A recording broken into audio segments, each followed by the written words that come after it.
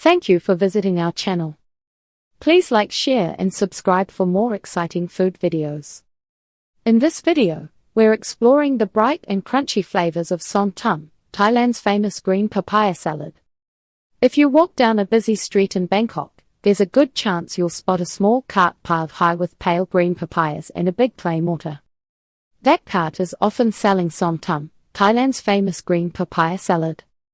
It's crunchy, spicy, sweet, and sour all at the same time, and it hits you with fresh flavor in every bite. Som Tum is fast to make, light on the stomach, and perfect when you want something fresher than fried noodles or curry. Street vendors toss it together to order, so you can ask for more lime, less sugar, or almost no chili.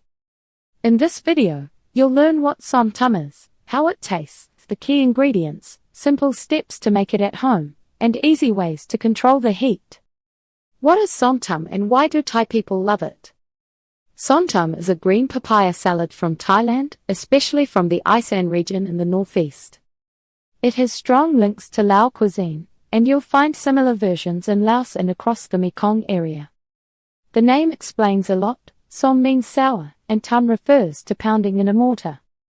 Vendors make Som Tum by lightly pounding shredded unripe papaya with chilies, garlic, lime, fish sauce, sugar, and a few fresh vegetables. The result is a bright salad that hits all the main Thai taste points. It's spicy, tangy, salty, a little sweet, and very fresh. People eat Som Tum at all times of day. It works as a quick lunch, a snack between meals, or a side dish with grilled chicken, pork, or fish. In Isan, many people enjoy it with sticky rice and maybe a cold drink to balance the heat. Som Tum is popular because it's cheap, fast, and easy to share. It feels light, but the bold dressing makes it satisfying.